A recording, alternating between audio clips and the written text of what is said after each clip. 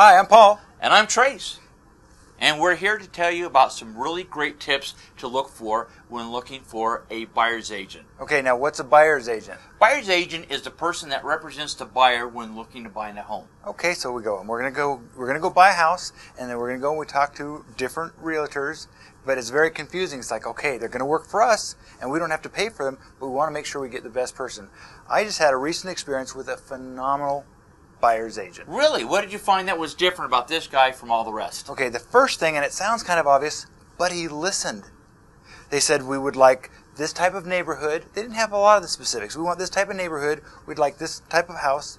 And he listened. He took them to places that fit what they were looking for. I can't tell you how many people I've heard tell the agent, I'm looking for this dollar amount, and they go show them a house, that dollar amount plus $10,000. Exactly. Boy, so this agent listened. That is awesome. Okay, what else did they do? Well, the second thing was they were good negotiators, and I thought, well, everybody should be a good negotiator. No, right out of the gate, they negotiated some of the closing costs into the deal. It was like, wow, breath of fresh air. Wow, I've even seen really good negotiators who will, after the home inspections, find little flaws in the house and will renegotiate the price a little bit lower. Exactly. Most impressive thing you can see is a good negotiator in the purchase. Okay. What else did you see? Well, the third thing that I found was this realtor only took people out that had a NOLA.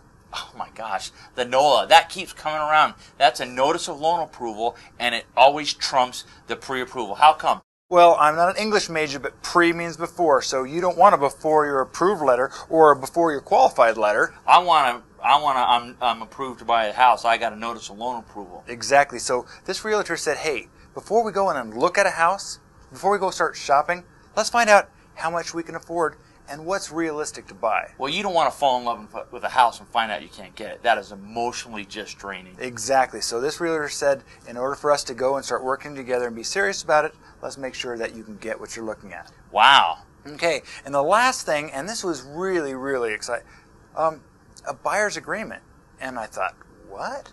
Well, you know what? I've seen these buyer's agreements, and they do those three most important things for the buyer. It makes sure, number one, they're represented, because their agent gets paid by the seller, but they don't have any representation until they have this agreement. So make sure that you're protected with the buyer's agreement. Look, you want the fridge, clean the carpets, be out in 2 weeks, pay my closing costs, drop the price. The agent can only get it for you after he represents you.